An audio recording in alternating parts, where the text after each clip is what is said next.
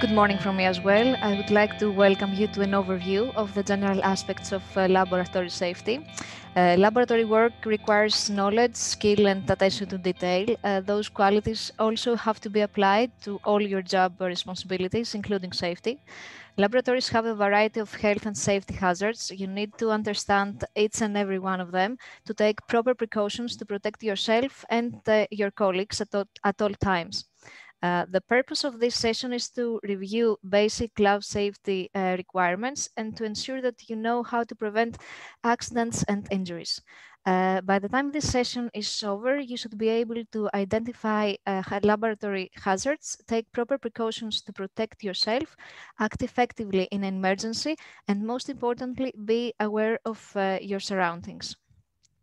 During the session, we will discuss preventive measures already in place, how to assess the risks you might face working in the lab, the personal protective equipment you may need to use, the work practices required to keep you safe, and how to respond effectively in an emergency situation. Let's begin with the 5 basic principles of laboratory safety. First of all is knowing your laboratory and being aware of your surroundings. The worst case scenario is needing equipment that are easily accessible and not knowing where they are, either for yourself or for your colleagues. Second, for each lab protocol you perform, you need to conduct a risk assessment to identify all the hazards associated with the operation. Third, you must select appropriate safety measures, including work practices, personal protective equipment, and engineering controls to minimize or eliminate those risks. Fourth, you need to maintain a safe laboratory environment at all times. This includes concerns like safe housekeeping and proper storage of chemicals. And last but not least, you must prepare for emergencies. Even though we hope that by taking the first 4 steps, you can avoid fires, spills, injuries, and other emergencies, you must be prepared to deal swiftly and effectively with emergency situations should they arise. These principles form the basis of this session, so keep them in mind as we progress from slide to slide. Working in a laboratory can be an exciting experience. It can also pose many threats and hazards. That is why it is important to know your surroundings. Signs are in every room, and each room must have those appropriate signs. These should be clearly visible. There are signs for use and special precautions of hazardous chemicals or organisms, signs for actions in case of an emergency, phone numbers in case of such an emergency, and the hazard level of each lab, for instance, P1. Those signs can be related to prohibition, obligations, warning, how to find and recognize equipment for rescue, first aid, and firefighting, and drawing attention to dangers such as hinders, dangerous places, or vessels containing or transporting dangerous goods. Signs for prohibitions are most commonly round signs with a red frame and the black symbol on white background, such as no smoking signs, no smoking signs, non-drinkable water, and access for non-authorized persons is prohibited. Warning signs are mostly common triangular with a black symbol on yellow background with a black frame. Such signs are signs for LPG, dangerous acids, and dangerous chemicals. Signs for obligations are circular signs, and the action that you are obliged to take is represented by a white symbol on a blue background. And the signs for firefighting material and equipment is represented by white symbols on a red background on square or rectangular signs. Those arrows represent the directions of firefighting equipment. And lastly, we have signs for evacuation and rescue, which are rectangular or square, green, color green, with a white symbol on a green background. Every laboratory and room shall have an updated emergency phone list with the phone numbers of the head of the lab or the person in charge, the 4th doctor, 4th safety engineer, the security guard, first aid, fire department, police, and a poison control center in a place where it is easily accessible. This is such a good example. All safety information is collected in an easily accessible place. Also, you should know where the exits to your buildings are. there may be more than one route leading to safety, which could be critical in a case of an emergency. In all common areas as laboratory areas, there are evacuation plans in English and in Greek. Those escape routes should be kept free and the emergency exits should not be blocked. Also, it is recommended to be aware of fire extinguishers in locations to your laboratory. In the event of a fire, if you can safely discharge a fire extinguisher, do so. But first make certain that you have an unhindered emergency exit so that you can safely evacuate the area and notify the fire department. Do not wait any longer than necessary to report an incident because time is of essence. Know where the fire alarm is in proximity to your laboratory. Is it right down the hall or is it in the stairwell? If there is a fire, a quick response is the best response. Also, another important aspect of knowing your surroundings is the installation. Where is the ventilation? If there is adequate light or adequate temperature, the good condition and performance of the electrical equipment, and the good condition and performance of special safety equipment. Those ventilation and air circulation should not be hindered or blocked. This is such an example of a blocked ventilation. Of course, it has already been preventive, but this is such an example. Also, electrical panels should be visible with such warning signs, and the emergency buttons that breaks all current to the panels should not be obstructed or hidden. Also, we should not overload electrical supplies with multiple plugs and extension cords. This is a fire hazard. When physical hazards and health hazards exist, it is very important to know where the eye wash and the safety shower is located.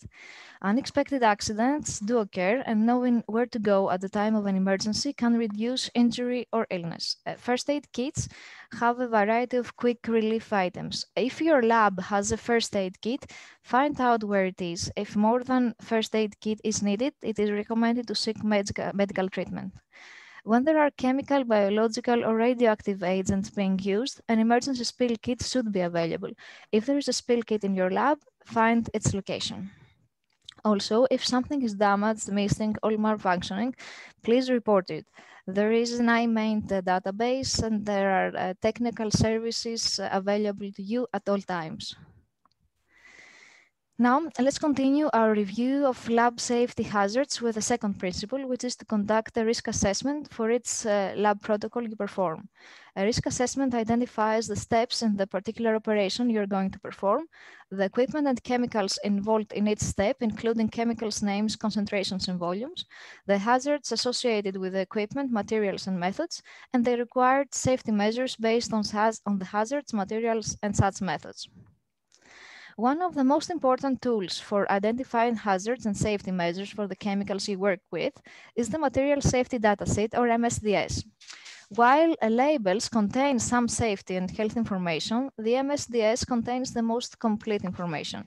You will find the physical and chemical properties of the substance, health hazard information, including both short and long-term health effects, permissible exposure limits and symptoms of exposure, a description of how to safely handle the substance under normal and emergency conditions, and the description of first aid and medical treatment if overexposed. Before working with any chemical, it is important to understand its physical hazards. I will mention just an overview because there will be a more in-depth analysis of the safe use of chemicals and the biosafety by the next keynote speakers. Flammable substances can catch fire easily. Chemicals with low flash points should be kept away from flames and hot equipment. And fumes or vapors from flammable materials can be ignited by electrical equipment or even static electricity. Also, reactive substances can react with other chemicals, air, or water. Corrosive substances, such as acids and caustics, will burn your skin and eat through other materials, such as metal. Corrosives can only be stored in certain containers, such as glass or some plastics, and be sure to wear appropriate skin protections when working with caustics. And compressed gases. Compressed gas cylinders can explode if exposed to heat or shock. Be sure to handle and store compressed gases safely. Many chemicals also present health hazards. There can be short and long-term effects. Short-term effects include dizziness, nausea, and headache. Other short-term effects include irritation to the eyes, nose, throat, or upper respiratory tract, persistent cough, wheezing, or tightness in the chest. Long-term health effects can include internal organ damage, reproductive problems, and cancer. Each year, to identify airborne chemical hazards, there is a certified company that measures the presence of dangerous chemicals in laboratories chosen randomly. This is the list of chemicals measured, and this is such an overview of the results of 3 randomly chosen labs for carbon dioxide, ethanol, and ammonia. Also, chemicals are measured in randomly chosen office areas by the same certified company. We'll begin our discussion of lab safety measures with engineering controls. Whenever possible, we try to engineer out safety and health hazards. Some of the most commonly used engineering controls are the chemical fume hoods, the biological safety cabinet, and the autoclave. One of the basic controls we use in the lab is the chemical fume hood. Although general laboratory ventilation provides some airborne contamination control, it must be supplemented by the local exhaust protection provided by fume hoods. Chemical fume hoods serve 3 essential functions. They isolate apparatus or chemicals that present physical hazards. The closed hood sash provides an effective barrier. They contain spills that occur when dispensing chemicals, and they control inhalation exposure, protecting you from health hazards. Hoods should be used for any operations that could release toxic vapor or dust. The biological safety cabinet, or BSC, is used as a containment for infectious agents. The BSC has a HEPA filter in the exhaust system to protect the environment and yourself. The HEPA filter is a high-efficiency particulate air filter. It is able to remove particles in a size of 0.3 micrometers with an efficiency of 99.97%. There are 3 different classes of BSC that are used. The higher the risk group and biosafety level, the higher the class of cabinet that is used. If there is an infectious agent being used, whether it is used in research animals or cultured, it must be manipulated inside the BSC. An autoclave is used to treat infectious material and rDNA. The autoclave is able to render the material as non-infectious. When engineering controls alone cannot eliminate hazards or reduce their effects to safe levels, personal protective equipment is required to provide a barrier between you and the hazards. A variety of PPE may be required for the various tasks you perform in the lab. For example, safety glasses or goggles should be worn at all times when working in the laboratory. Face shields should also be used when pouring, mixing, or stirring chemicals.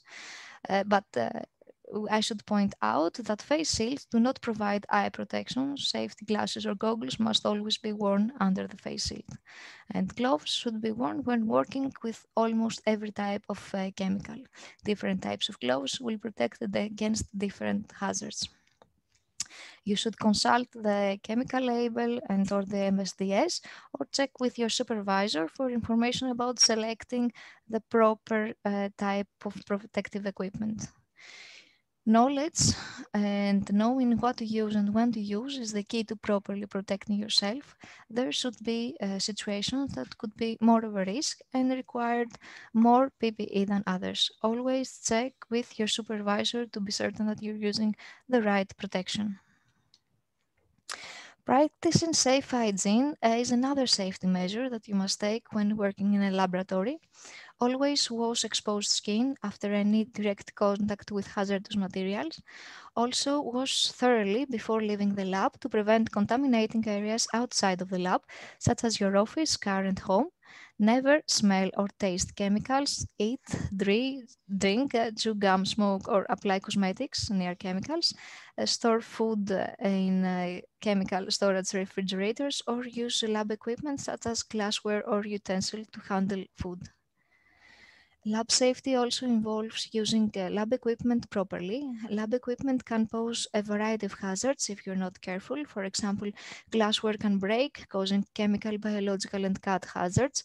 Use the right type for its job and discard chipped or cracked glassware. Electrical equipment creates shock, burn, and fire hazards.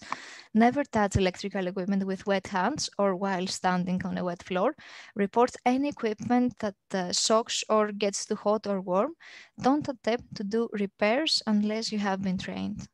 Equipment that uses heat, like autoclaves, can burn your skin. Use tongs or heat-resistant gloves. Equipment with moving parts, like centrifuges, can cut your clothing or open up suddenly, showering with you hazardous material. Keep clothing and long hair away. Make sure loads are balanced, the top is locked down, and the equipment has stopped before you open it. Compressed gas cylinders can explode or contribute to the spread of the fire. Use them carefully, report leaks, and make sure they are properly secured. Also, a very important aspect of laboratory safety is chemical storage. I'm certain that there will be a more in-depth analysis later for the safe use of chemicals. Just like the report, that chemicals should have the appropriate sign that indicates chemical storage, as well as the appropriate containers for each chemical. Good housekeeping practices also play an important role in lab safety. Good housekeeping prevents accidents and reduces the risk of harmful exposures. There are some key points to keep in mind. Keep work and walking surfaces clean, dry and uncluttered. Never store chemicals on the floors. Keep only materials that you are currently working with on your lab bench. Transport chemicals safely using trays or carts to prevent dropping them, and make sure you have clear access to stairways and hallways, exits, emergency equipment, and utility controls at all times.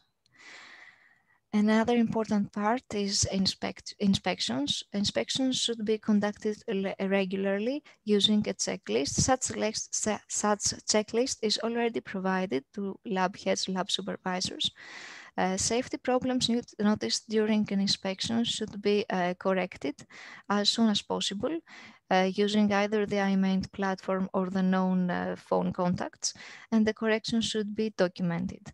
The following should be included in your inspections. The emergency equipment such as eye wash station and emergency showers should be inspected on a regular basis. The chemical storage area should be inspected for leaks or damaged containers. Chemicals fume hoods should be evaluated regularly as well. And the electrical equipment should be checked to make sure the cords and plugs are in good condition. The compressed gas cylinders should be checked for leaks and to make sure they are properly secured.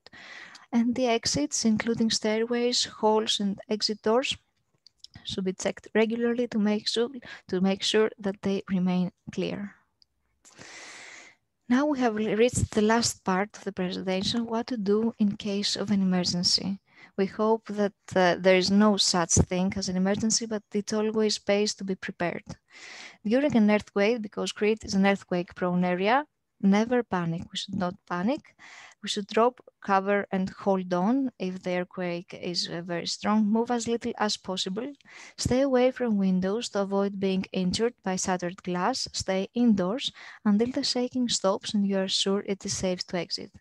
When the earthquake stops, use the stairs. Never use the elevator in case there are aftershocks, power outages, or other damage. And be aware that fire alarms and sprinkler systems frequently do go off in buildings during an earthquake, even if there is no fire. In case of a fire, please do take all fire alarms seriously and leave the building immediately. Do not stop. If you can't get out, signal for help. Close all doors behind you. Do not open doors or windows because the oxygen will fuel the fire. Stay low when there is smoke, where the air is cleaner and cooler. Always use closest exit or stairway. Never use elevators. If the alarm is on your way out, pull it. And once outside, do not go back in. If your clothes are on fire, you can use a safety blanket or stop, drop, and roll. This is an overview of the wrong and the correct way to use a fire extinguisher. If you can safely discharge a fire extinguisher, please do so. It pays if you are with your colleagues or if the emergency response team has already arrived. Use more than one fire extinguishers at once. And we do not leave after the fire is extinguished because it may be fueled again. It is very important to learn how to properly use a fire extinguisher, and the fourth technical department does a demonstration each year, which will be very informative. Now we should see what we should do in case of an emergency if accidents occur in the laboratory with a basic first aid. We have accidents due to burns, which occur due to heat, chemicals, or electricity. Heat due to flames, fire or explosions, chemicals due to strong acids, bases, and other corrosive chemicals, and electricity due to contact of skin to electrical current in electrical tables. If we have burns due to heat, we should put out the fire on clothing using a blanket or thick clothing. Should lay the person down and protect the burned area from contact with ground. Control the status of the victim, check the breathing, pulse, and the contact with the environment. If needed, perform CPR. Wash the burnt area with cool water for a certain amount of time. Remove the clothing around the burnt area, but do not remove any clothing that is sticking to the skin. Do not use oil or creams. Cover the wound with a clean bandage, and in serious cases, please call an ambulance or seek medical treatment. If we have burns due to chemicals, make sure the area is safe. Never touch the victim with bare hands. Use gloves. Control the status of the victim. Never rub the burnt area because it will allow the chemical to enter the skin to deeper levels. Carefully remove the clothing which is soaked in the chemical. Clothing which is sticking to the skin should not be removed, but the surrounding area should be cut away with clean scissors. Wash with plenty of water for at least 20 minutes. Stand away while you are pouring water, as the chemicals may splash droplets on you, and use the emergency shower. Be careful, as the chemical may produce aerosol gas which may be odorless. Transfer the victim outside, and in serious cases, always call for an ambulance and go to the emergency room. If we have burns due to electricity, we should always remember to turn off the electricity before touching the victim. If we cannot turn off the electricity, the victim or the electrical cords or cables should be moved using a wooden item, chair, a broom, etc. Make sure you're standing on a dry floor or put books between as insulators. Do not move the victim. If possible, perform first aid at site unless there is fire or smoke. Call for aid, 166 from landline or 112 from mobile phone. It is safer to wait for an ambulance to transport the victim to hospital, as the ambulance is manned by expert personnel with all the necessary equipment. Also, we can have bleeding, eye accidents, and poisoning in a lab environment. Bleeding is the result of wounding with a sharp object, such as a tool, glass, broken glass, etc. Eye accidents can happen when chemicals enter the eye, and poisoning can be due to the swallowing of a dangerous substance. In bleeding, in case of a small accident, allow the blood to flow for a few seconds. In a wound due to broken glass, remove only the pieces on the surface. Internal pieces should not be removed, and use an antiseptic solution, then bandage. In case of intense hemorrhage, stop the blood flow by using pressure on the wound. Use a bandage or piece of cloth to stop the blood flow without obstructing the blood circulation completely. And if an artery has been damaged, stop the blood flow before the wound. Also, always call for medical help immediately. If we have eye accidents and if a chemical substance has entered the eye, please use water to flush the eyes for at least 5 minutes, holding the eyelids open. Use the emergency eye wash station. If a piece of glass has entered the eye, do not wash. Bandage the eye and seek medical treatment. If we have a poisoning, in case of poisoning, do not attempt to vomit. It may cause damage to the lungs. Seek medical help. And inhalation of poisonous gas, in case of inhalation of poison gas, the victim should be transferred to a well-ventilated area, and you should help him or her to take deep breaths. If the victim is unconscious, control the status of the victim, check the breathing, the pulse, and the contact with the environment, and if needed, perform CPR. Keep note of the name of the poisoned substance, check the MSDS for necessary actions, and call for medical help. The phone for Poison Control Center should be available in its laboratory. One person in each lab should take point in case of an accident and have the responsibility to perform first aid, to call the ambulance, check all safety equipment such as the first aid kit, provide any extra safety equipment needed in case of working with especially harmful substances and organisms and dangerous equipment. All personnel working in the lab should be provided with information on safety issues, such as how to work with material, organisms, equipment carrying a risk to health and safety, basic procedures for disposal of dangerous and harmful substances of organisms, safety precautions for working with radiation, how to react in case of an emergency, how to react in case of fire, and how to provide basic first aid. This is the responsibility of the lab supervisor or the lab head to provide this information. As we conclude our session, these are the main points to remember on laboratory and the general aspects of laboratory safety. Please always know your surroundings. Conduct a risk assessment for each lab protocol you perform to determine the hazards you face. Select the appropriate safety measures, such as engineering controls, PPE, and work practices to eliminate or minimize the risks, and maintain a safe laboratory environment at all times. Most importantly, be prepared to handle lab emergency swiftly and effectively. Thank you all for your time. I would like to thank the fourth technical department, Mr. Harptsakis and Ms. Inga Sidenkamos for their help for conducting this session.